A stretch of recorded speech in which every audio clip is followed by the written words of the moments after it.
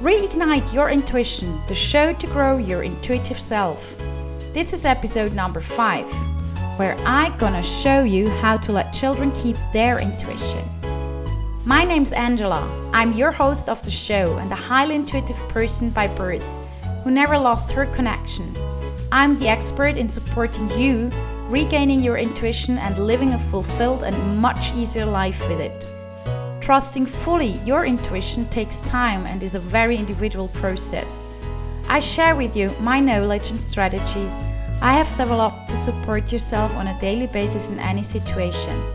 By signing up to my freebie, you can support yourself to connect to your intuition. Go to angelahack.com/en4. So that you know, I do not have my own children. And if I would have my own children, they wouldn't be grown up yet, so that I could tell you I experienced on my own children how to let them keep their intuition. But as a matter of fact, I see a lot of children and I watch them and observe, and I see how they act and react.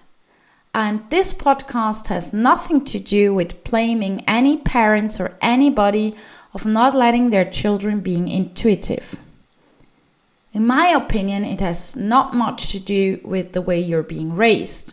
Of course, there is things that have an influence, but it has more to do the whole influence that's surrounding us, especially when you start with school. Every child is a native intuitive. Every and each child.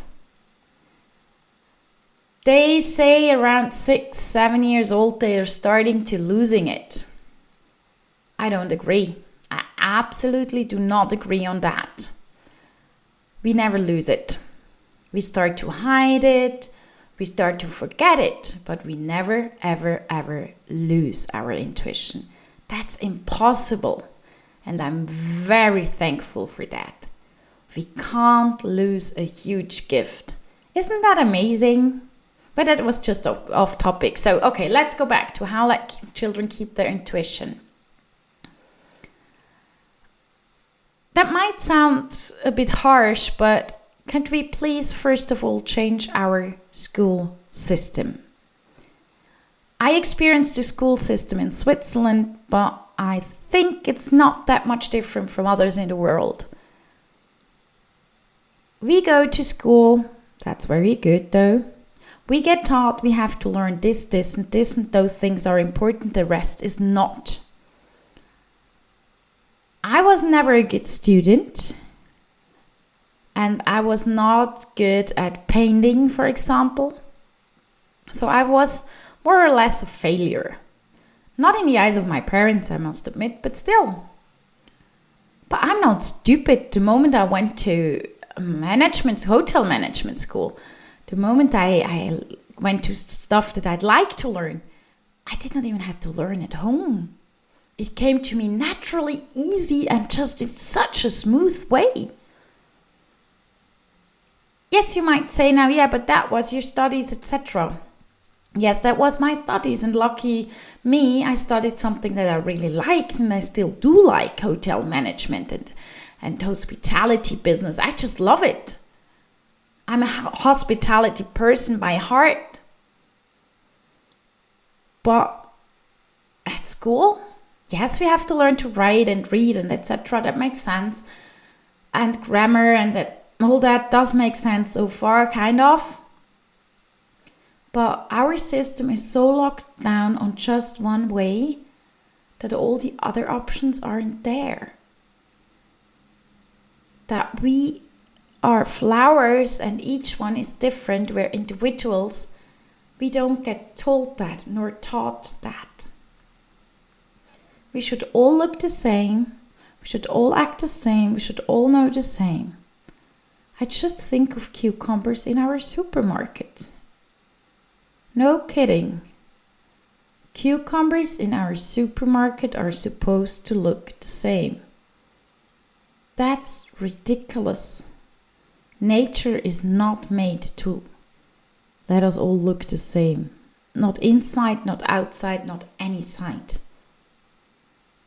So how do we do it now? So that we just not send our children to school? No. Because we all have to learn to kind of match in, but just as much as we have to. So we can blend in without losing our personality. And that's a lot of work for parents. That's huge. Because that means you're giving them the strength to be who they are. And something that I would wish for, that every child hears one sentence every day from the first day they are born. Every day, at least once, to tell them, you are perfect the way you are.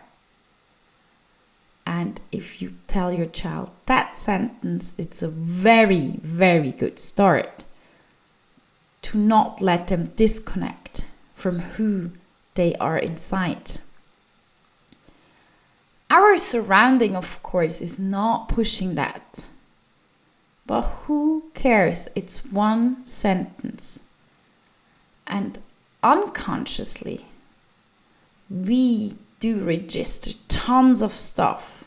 And it's mostly, you're not good enough, you're not smart enough, you're not tall enough, you're not that enough, you're not this enough, you're just a complete failure. None of us is a complete failure. But those thoughts we do repeat every day for the rest of our life. At least 75% we repeat every day. And we have something between 60 and 70,000 thoughts or so per day. Don't put me on the numbers, okay? So imagine your brain is telling you every day, you're not good enough. You're not good enough. You're not good enough. And then you're surprised that we don't grow.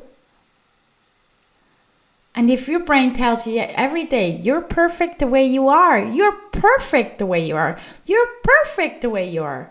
Can you imagine what those kids can achieve? And achievement has zero to do with becoming rich. Achievement has to do with becoming a very open-hearted person, doing what they love, no matter if it's working in an office what they love, or being a salesperson, or working with animals or kids or whatever. This one sentence is a freaking world changer, and I have no clue why we don't get it. This sentence should be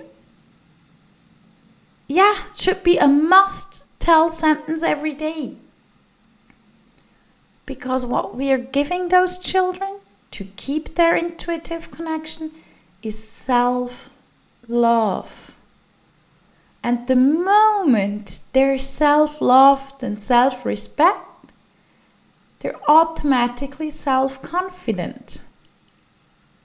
Why? Because they know their value. They know how important they are to make a change in this world. And yes, it is that simple. With that sentence, it starts. And then it goes ahead with showing them how it's done. Not telling them. You have to live life the same way so they learn it. As an example, if you tell them, do not drink the milk out of the fridge directly, but you're doing it, they will never listen. You have to show them. Be important to yourself. Take time for you. Invest in your personal growth, because that's worth much, much more for children than just staying at home and giving yourself up for everybody. I'm not 1 second against staying at home, but I'm completely against giving yourself up for everybody. If man or woman, we all have the tendency, or most of us. No, love yourself. Invest in your personal growth. Be the mirror your child wants to look at. Be the mirror other children want to look at. Be the cool uncle or aunt that is living what they're telling. Be true to your heart and it's going to be true to their heart. So please tell each and every child in this world it is perfect just the way it is every freaking day, at least once. And today, in 20 years, I really hope I meet a child that tells me, my parents did that because of your podcast, even when they thought you're not. They did it. And that was the greatest and biggest thing that could have happened to me. Are you ready for reignition? Yes? Then go to angelahack.com EN4 and sign up for the freebie with the link you find there. Thank you for listening to Reignite Your Intuition. If you like my podcast, please come back, tell friends, and feel free to share with others how they can access the podcast. Have an intuitive day. Angela.